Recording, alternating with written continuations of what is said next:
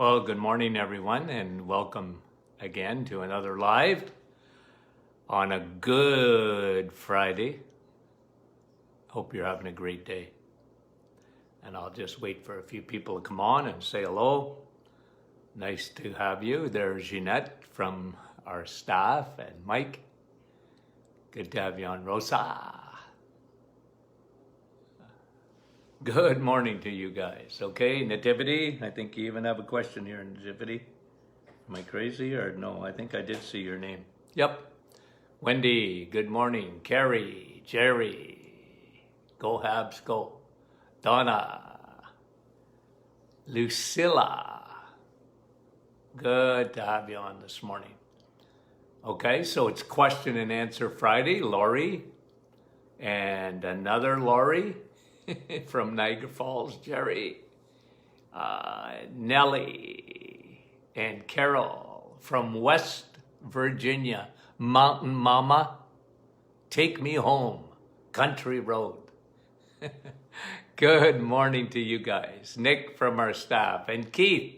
Haven't seen your name in a while, Keith. Good to have you on with us. Susan from Florida, nice to have you with us this morning. Let's, Chantal from Ottawa. Good morning to you. Diane and Andrea. Okay. Guys, thank you so much. And I'll come on, and Yolande and Judy, have a great Easter weekend. Yes, for sure. Okay, Thunder Bay, Lorraine, and Linda from St. Jude, Quebec. Okay, you guys are great. Dell from Alberta, bright and early. Fran, Tilsonburg, Tammy, good morning to you. We appreciate you guys so much. I mean that. Meta from Leamington. Okay, good morning. Nancy. Nancy says, what about those Habs? Aren't they great? Carolyn, Lexi. Okay, I'm now listening to that song on Pandora Music. Country Road. Hey, you don't want me singing. Faye. IT from Unionville, Ontario. Lorraine and Angela and Angelica. I like that. Marion. Okay, let's get going. We got lots of questions this morning.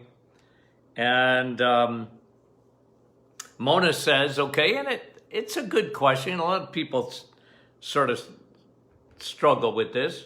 Why is it some people can swallow capsules and others have them float in their throat? Well, usually, okay, it's not always the case, but usually some people just have a smaller esophagus, okay? And some people, it may be due to Barrett's esophagus, where that flap, you know, it doesn't close properly and you get all sorts of issues. So look, I mean, some people literally have to take their supplements and open up the capsules and just, you know, take the powder and put it, and, you know, I recommend, if you have to do that, I recommend you make Dr. Martin's Perfect Smoothie and put your capsules in there. But, you know, like most people have no problem, but if you do, you do. I mean, you know, you're going to have to deal with it.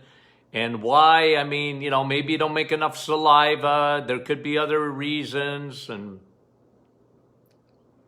hey, I've been hearing this for as long as I've been in practice.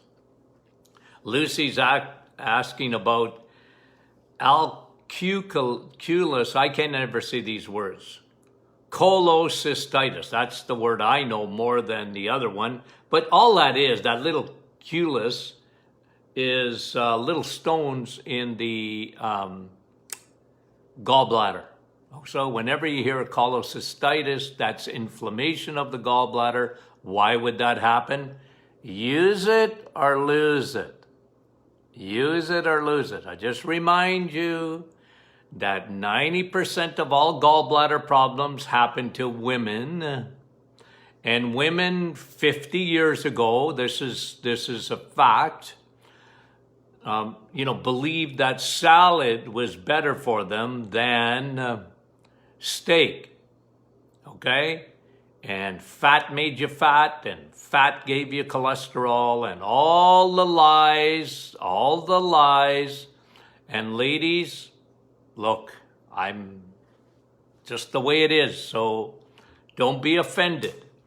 You're not like that. You know better than this. But why women lose their gallbladder much more than men, number one reason, look, there's hormones involved too. Estrogen dominance can be a factor. But the biggest thing is use it or lose it. Your gallbladder is a reservoir. It's a little pouch for your bile. Bile is needed, well, for a few things, but one of the things that bile does, it emulsifies your fat. You ever use a little dish soap? Okay, dish soap. Well, what does dish soap do? It picks up grease, right? So to pick up your fat, to emulsify it so that you absorb that fat properly, you need bile. And bile helps with your pH too in your small intestine. And that little pouch just pours bile. But what if you don't use it? What if you're eating a fat-free diet? Do you know how many vegans, how many vegetarians, they don't eat enough fat, and I mean animal fat. Okay, they might have a few avocados, and those are fine. I got no problem with that. And they might have some olive oil. That's good. No problem with that either. But your gallbladder was made for animal fat. So, if you ever want to know why 100% wrong is someone that's a vegetarian and a vegan, is that they're 100% wrong. Why do I say that? Because God gave you a gallbladder. Why would he give you a gallbladder if you didn't need it? Well, you need it because you are an omnivore. You can eat plants. 95% of all the plants on this planet, you can't eat. You can't. Most of them are poisonous. But, women, and me, I tease a little bit, but I mean it. Women are famous in the last 50 years for eating salad. You're not a rabbit. Cows don't have a gallbladder, and a rabbit doesn't have a gallbladder, and they eat salad. They eat grass. You ever see a cow mulch on grass? Well, they don't need a gallbladder because they're meant to eat grass so that we can have their good steak. Okay? And then you need a gallbladder for steak. So you might think, well, gallbladder, if I don't use it, that's a good thing. No, it's not a good thing at all. Your fat-soluble vitamins mostly are found in the animal kingdom. This is why I talk about it all the time. So when you get a little stone or whatever, it's because you didn't use your gallbladder. That's how it becomes inflamed. Now, once it becomes inflamed, now you got to take it easy, okay? This is where some people find the eggs, meat, and cheese, but you can still do it. But give yourself, one of the key things when you have any kind of gallbladder issue, don't eat at night. Now, we brought out a podcast earlier about the benefits of not eating at night. It showed that it lowered your triglycerides, elevated your HDL, lowered inflammation markers. It was all good. If you don't eat at night, it's all good. But one of the benefits is it really does help your gallbladder. But you might have to cut back until your gallbladder starts really working again. And remember, ladies, if you don't have a gallbladder, You got plan B. What's that mean? Because bile doesn't come from your gallbladder. Bile comes from your liver. And your liver is still producing bile. The problem is now you don't have a reservoir. You don't have a little pouch. And look, you can still live with that, and you can still eat eggs, meat, and cheese. You might have to take it easy, not eat as much, shorten your eating window, don't eat all day long, and that kind of thing. You might have to do that so that your body adjusts, okay?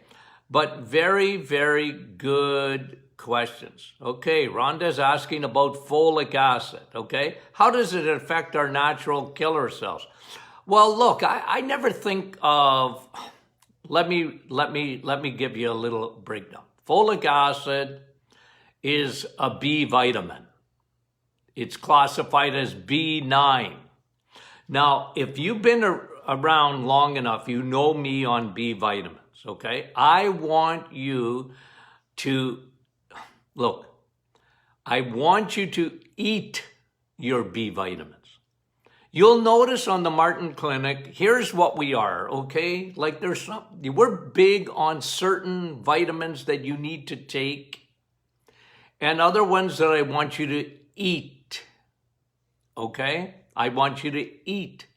A B vitamin is one that you should be able to eat, with the exception of vitamin B12, and I'll explain that. Now, a B vitamin, when you eat eggs, meat, and cheese, you're going to get all your B vitamins. All of them. Including B9. Folic acid, of course. Folic acid, this is, how many years ago? 60 maybe, or even, probably more than that. They realized that, for women that especially in their first trimester of pregnancy, they were given, and probably even longer than that, they were given a prenatal vitamin, which included B9 folic acid. Why? Because folic acid does two main things. One, it helps in the production of red blood cells. Well, baby needs that. Baby needs that. And it helps in the production of DNA. Baby needs that. So when you look at vitamin B9, folic acid, a lot of people are anemic. And the reason they're anemic, remember, I used to get people coming in and I'm observing them, okay? My biggest thing, a lot of my training came from my father, very intelligent man. And my dad used to say, listen, because patients have inside information, one. And two, observe, look. And, I said this the other day, I used to tell patients, hey, Casper, come here. And what I meant was, I'm a teaser. And I would say, Casper the ghost, you got no blood. You got no red blood cells. Well, you got some, but you don't have enough. In the production of red blood cells, you need folic acid. But I want you to eat your folic acid. Where are you going to get folic acid? In vitamin S. Steak. Yes, in steak. Now, again, if the doctor gives you a prenatal, no problem with that. You want to take a B complex? I got no problem with that. Okay, but I'm telling you, I'd rather you eat that. Okay, we have a product called Blood Boost. If you can find a multivitamin, multi-mineral, multi-everything, and I mean everything, stronger than that, good luck. You're not going to find it. That is our formula. And you'll see it's got folic acid in it. And it's got everything else in it. And these are for people that have a malabsorption syndrome. I give it out to patients that are anemic. I give it to patients that were getting chemotherapy or they couldn't eat. I said, well, if you do nothing else, take this and you got everything you need. Okay? And so there are times when you need to take a multivitamin or even like a prenatal. Okay? And, I put a lot of vitamin A in it. I put stuff that, when you can't eat properly or you're having trouble absorbing or whatever, then I would give it out. Okay. So how does it affect natural killers? Well, it is important for your immune system. All those B vitamins, but especially B12. And let me, again, I've said this many a time, but B12 is a finicky, different vitamin. 80% of the population are low in B12 and vitamin D. And B12 is an important B vitamin. It's the most important. Your nervous system doesn't work properly without B12, okay? Your immune system works with vitamin B12. And B12 is an essential vitamin. And the problem is if you've got any digestive issues at all, you're going to have trouble absorbing B12. This is why we're big on supplementing the B12 in a sublingual form. It's even better than getting a B12 shot. Did you know that? A lot of people, doctors in the 1950s, a little bit in the 60s, they were famous for giving out B12 shots. Okay? But they don't do it so much. Every senior home today, they should be giving B12. They don't do it like they should. Some of them get it, but all of them need it. When you get older, you need B12. You need vitamin D. Oh, frustrating. Okay, sounds. I'm going to mention a few questions about sound. Okay, because Linda says when she goes to bed at night, she gets gurgling. Well, what's happening? And look, is it serious? No, it's not. Not necessarily serious, Linda. But gurgling is your tummy can be angry. It can be angry. The gut could be angry, but you probably have a little bit of a slow peristalsis, meaning movement of food. And then when you get to bed, your body's still breaking down food. Okay, you just take longer. It's slower for you. And, make sure you're taking digestive enzymes. Very important. Okay, it's important that you take digestive enzymes. If you hear that gurgling, because you want to, I mentioned it yesterday. It's not what you eat as much as what you absorb. You want to be absorbing. And if you're getting gurgling, and some people, a lot of discomfort, bloating, it could be a sign of IBS. It could be. But I'm more thinking you need to make sure you're taking digestive enzymes. And I take them with every meal. digestive enzymes and probiotics, of course, okay? And she's saying, Linda's saying, only when she goes to bed at night. Well, you know what? You hadn't finished digesting. So I would suggest, Linda, and I'm guessing because I don't know you specifically, but what I would say is stop eating much earlier. It's just you're very, sluggish, slow digestion. Stop eating. Before, way, 4 or 5 hours before you go to bed, if you can. And Carol, here's another sound. I'm getting pulsating tinnitus, okay? Now remember, tinnitus, 9 out of 10 times, it's the body saying, hello, your insulin is high. Okay? But pulsating tinnitus, you hear shh, shh. Every time your heart beats, you get and you're hearing it or you feel it, it's a sensation. Usually, now not always, but usually it'll go back to that folic acid. It'll go back to B12. Can be anemia. It's often a sign of anemia. You have a low blood count. Somebody was asking, let me get to it. Hold on a minute here. Somebody asked me the question. Yeah, Barbara's asking the question.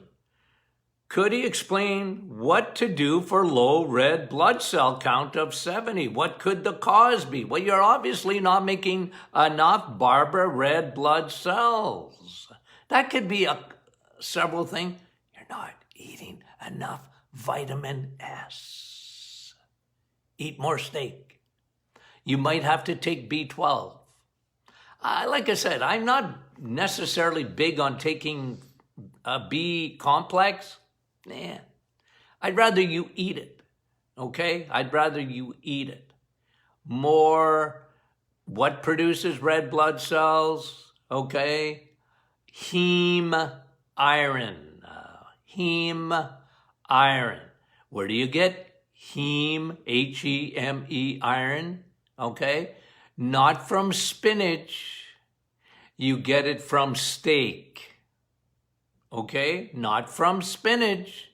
You get it from steak. You need that to make red blood cell count go up. Now, there could be reasons. You got to look for anytime you see a low red count, a doctor, what they're thinking is maybe bleeding, could be, heavy menses. It could be, look, there's 100 questions I would ask you. Before I gave you a 100% educated guess, but that's all I'm doing because, first of all, when I see numbers of 70, I want to see other things. I want to see your B12 because a lot of times, my B12 is normal. What number is it? Well, 400. Nah, I like 800 to 1200, okay? I want to optimize your B12. Okay, so we heard about sounds. When Mona's asking, what's the best time to get a true reading of your blood test? Well, that depends. Your doctor knows that. And, like if he wants fasting blood, probably a little bit better fasting. Whenever I did blood work in the office, we did it fasting, okay? It was fasting. I wouldn't even let you drink water because I was doing a lot of saliva tests and I wanted your pHs. I wanted all that, but fasting's probably the best, Mona. But again, you can still get very good readings. What about Charlene's asking about? What about geographical tongue? Okay, and what that is, again, anytime you get in the mouth or tongue. Usually low B12. Now, it could be low zinc. We again, if you're eating enough steak, you get zinc. If you're eating enough steak, eggs, meat, and cheese, you're going to get enough vitamin A. Those can be, a geographical tongue can be a sign that you're deficient or you have a malabsorption of those things. It's not that you're not eating, that you might have a malabsorption. You don't have enough friendly bacteria that pick up, and that's why like I was telling you yesterday, one of the tests, you can do a test to find out if you should take probiotics. What do? Prick your finger. If it comes out red, you need a probiotic. It's just because you're in a war all the time for good and bad bacteria. So this could be an issue. Geographical tongue, what I found generally can be a deficiency or malabsorption. You're not absorbing properly B12, zinc, and generally, okay?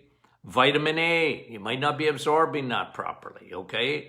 Or you're not getting enough. Only when pregnant. Well, pregnant now, you're eating for two.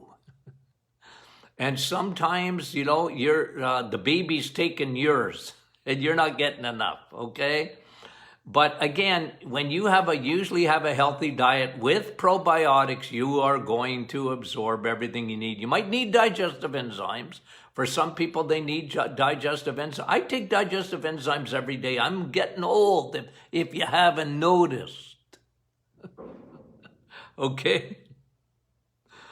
What causes a stone in the pituitary gland? Well, let's just talk about the pituitary, okay? So, you know me in the brain, okay? You know me in the brain. I don't want to get complicated. I want you guys to understand that. You got your hypothalamus, hormones, and you have your hippocampus, memory center. But your hypothalamus talks to your pituitary, and the pituitary gland is an endocrine gland that sends the signal then to your thyroid and your adrenals and your ovaries, okay? So that's how it works. The hypothalamus, the endocrine center of the brain, to the pituitary gland, and it's just a little pea-sized gland in your brain. How could you get a stone in there? Well, could be two things. I always say this, if you ever wonder what makes things grow, okay? Grow. What makes things grow? Insulin is a growth hormone. Food, carbs, crappy carbs, sugar. That'll make you a little stone sometimes in the pituitary. Is it dangerous? Yeah. It's not good. 2, estrogen. Ladies and gentlemen, I introduce you to estrogen. Estrogen makes a woman and a man a woman too. Okay, because estrogen is a growth hormone. That's why we see so much breast cancer today. And what have I talked to you about many a time? Xenoestrogens. Your body thinks these things are estrogens. Plastic. And I don't care what planet you think you're going to live on, you are going to be surrounded by xenoestrogens. You can't get away from it. It's in the water. It's in the air. Remember the other day I mentioned this to you? It's in the placenta for babies. This is why, again, it's another reason you want to take probiotics, because they will leach. They will leach unwanted. Those bacteria are so intelligent. They will leach unwanted, you get out of here. And they won't let you cross the barrier between your gut and your blood.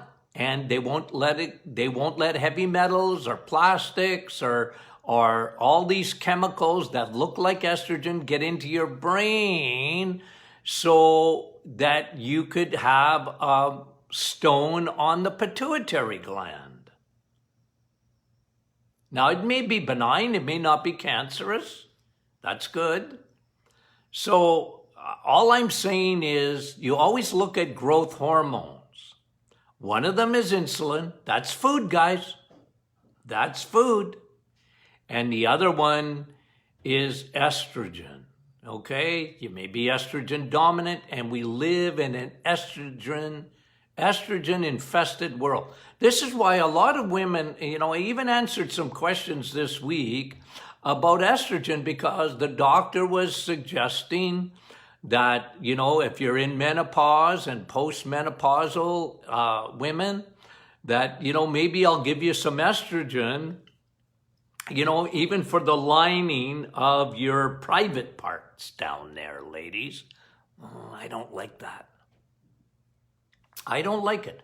Personally, I don't like estrogen, and that is because we live in an infested estrogen world. You don't need any more estrogen. oftentimes you're missing is that balance between estrogen and progesterone. This is one of the reasons I pump our hormonal formula that blocks that extra estrogen. It only blocks the estrogen. Look, you're always going to be a woman. I don't care if you've had a hysterectomy. I don't care if you had a complete hysterectomy. God gave you plan B, and your adrenal glands will now secrete estrogen and progesterone. Don't worry about estrogen. Don't worry about it. Okay? Now, I get off on little tangents, but I can't help myself. A person that is epileptic, Cecilia, should take B12 daily. Yeah, because B12 is a very important for your synapses in the brain, your grid. It's a lot of electricity up in the brain. And yeah, B12 is important for that. Absolutely. Now, remember one thing about epilepsy. In 2021, it's exactly 100 years old. You know what's 100 years old? The ketotic diet. Yep, it's 100 years old this year. In 1921, they discovered the ketotic diet for epilepsy. What is the ketotic diet? Very low carb and high fat. And you burn a different fuel in the brain, and it was shown to get rid of epilepsy. Isn't it funny now they don't even talk about it anymore? It's 100 years old. Of course, everybody's talking keto, but they don't know the history of keto. Like it wasn't, who made it famous again was Atkins, Dr. Atkins, a cardiologist, a very intelligent man. And he started to go back and read the research and lowering your insulin and all this and that, okay? He was one of my gurus. You have to study Atkins in order to get my PhD in clinical nutrition. It was just part of the history of nutrition. But one of the things we learned in history was the ketotic diet in 1921. It's 100 years old for epilepsy. But it does. And even today, if a lot of children have epilepsy, if they go to sick kids in Toronto, I know this for a fact, they're put on a ketotic diet, very high fat, no carbohydrates, or very low carbohydrates. Okay.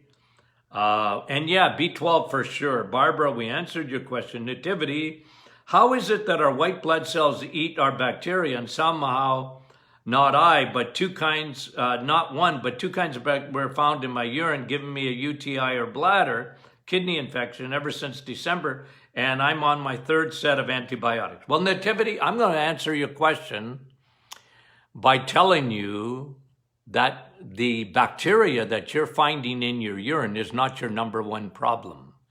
Yeast is your number one problem. I know that for a fact, 100%. And I'm going to prove it to you because now you're on your third set of antibiotics. And Nativity, I think you know me enough to know that you have a fungal infection, not a bacterial infection. And look, I never tell people not to take an antibiotic, never.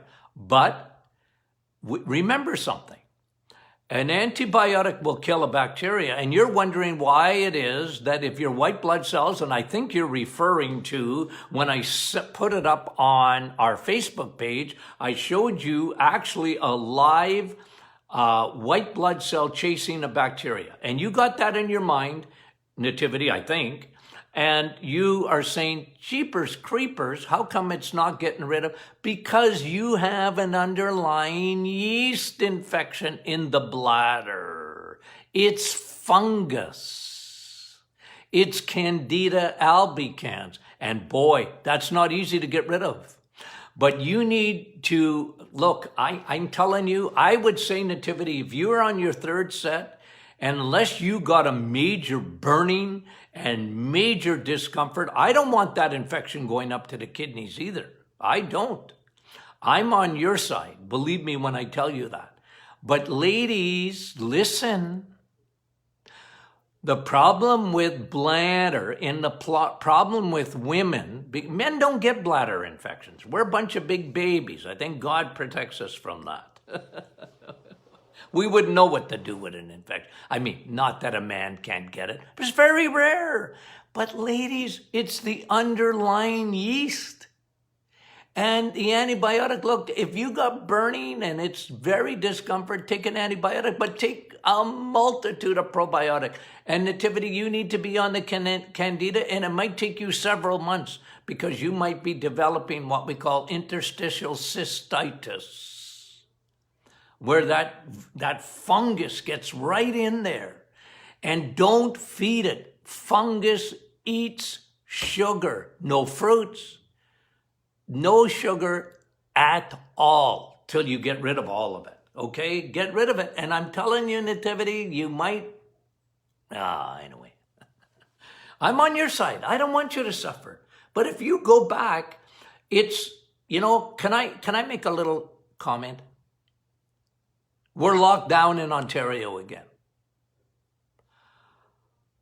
I wrote a little note to the Premier of Ontario yesterday. I said, what's the definition of insanity is repeat, and then you get the same results. That's the definition of insanity. Why are you expecting something different? Like, gee, we're locking down again. Anyway, stop. I'm not going to talk anymore about that. But ladies, if you're on your second or your third antibiotic, think about it. And I know a doctor, all they're thinking, they take a urine test and they see bacteria in the urine. I get it. Their training is, well, I got to give you another antibiotic because obviously the last one isn't working. I know, but why isn't it working? See, that's me. Why? It's not bacteria. Yes, bacteria is there. It's sitting on the wall of the bladder, and it may be E. coli, it might be something else. But let me tell you something. It's because yeast is lining your bladder and your urinary tract. It's fungal, 100%. Okay. I get off in these little tangents. Okay, a couple more questions, we're done. If a person, Chris is asking this, if a person is certain they have leaky gut, we talked about that, went into a pretty good deep dive yesterday. Is there taking any supplements until those issues are resolved, since they are not being absorbed properly? Well, I think it's the opposite, Chris. First of all, you need to take probiotics because probiotics are what actually fixes leaky gut. You got to do the diet. You can't, remember, don't feed the bad guys. Don't feed the yeast. Don't feed the bad bacteria. They love sugar. So it's diet, probiotic. But for example, you don't wait to fix leaky gut. If you got leaky gut because you got garbage going up into your bloodstream, yes, number one, probiotic. But leaky gut doesn't necessarily mean you're not absorbing anything. So look, you know me, I'm a food guy first, but there are some vitamins like vitamin D. Don't stop taking vitamin D. And if you need B12, don't stop taking B12. And you absolutely need probiotic because that's part of the fix. And you might need to take Candida cleanse just to get rid of that yeast, to give it a yeast buster, right? So good question. I appreciate it, Chris, very much. Jan, is it safe for a dog to take probiotics? Yes. I know a lot of my patients, okay, give supplements, even Navitol. I know they've given them to the dog for their bones and, because it elevates their nitric oxide and, and probiotics. Yep. Okay. I'm not a veterinarian. I don't pretend to be, but I know over the years, a lot of my patients were giving their dogs supplements. I was talking to my brother last night, and my brother is, he trains, he's a world-class trainer, Dr. Peter Martin, okay, my brother, want to tell you about that. He's a world-class trainer and breeder of black labs. And I talked to him last night. We were talking about dogs, okay, because he's an expert, okay, not a veterinarian, but he is an expert trainer of dogs. And we were talking about that, and he said, like today, like one of his little pups, okay, he was saying, and he lives way up north, but he said, if I was down south, to be into $3,000-$4,000 for a little pup. His litter that's coming, he says he's got a litter coming. And he said the minimum price is $2,500 that he'll get for his breed because they are pure. And he said it's expensive. Dogs are expensive. Well, if you spent that kind of money on a dog, and then dog becomes part of the family and friend, I guess you're making an investment to keep them healthy. Like you go to the vet and you might as well mortgage your house, right? So yeah, it's not a bad idea, okay? Like it's not my area of expertise in the animal kingdom, but yeah, okay, last one, okay? What does a healthy immune system do when it comes in contact with a virus? Well, the same thing that you saw, I don't know if you saw it, Catherine, because that's a good question. You see the white blood cells. Now remember, what does a healthy immune system do? It chases down the virus. Now you got T cells, they're the chasers, they're the Navy SEALs. You have B cells. You know what B cells do? They see something that is foreign to them, an invader, like coronavirus. And B cells, what they do is they flag it. It's called an antigen. Okay? And then you develop antibodies. Okay? You've heard about that with coronavirus. Really what they should be doing, okay, and again, this is just me, and I think I'm right, is instead of testing for the coronavirus, I think they're over-testing. They should be testing to see if you already have antibodies. Because if you have antibodies, well, it's like having a vaccine. Because that's what a vaccine does. A vaccine produces antibodies. They give you a little bit of coronavirus so that you produce antibodies. They're doing it to stimulate your immune system to flag coronavirus. Okay? You're making B cells. And your T cells are your Navy SEALs. They're the ones that do the chasing. They're the Navy SEALs of your immune system. And by the way, they do not work without vitamin D. They don't work without vitamin D. You need vitamin D to make that work. And you know what kills your B cells? Your antigen, your antibodies.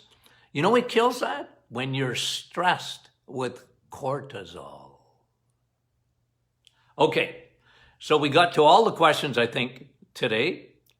Thank you so much for all the questions. We appreciate it big time. It seems to be one of our most popular programs is when we do question and answer, and we appreciate it again. You guys have a great Easter weekend. I want to wish you a happy Easter, okay?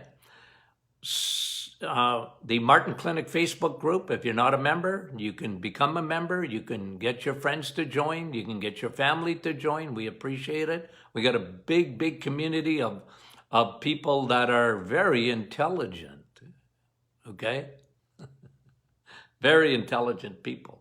And I like it. And you guys are thinking. I want you to think. Okay. And our book, The Metabolic Storm, if you haven't read that book, the #1 selling book in Canada, okay? We love you guys. We'll talk to you soon.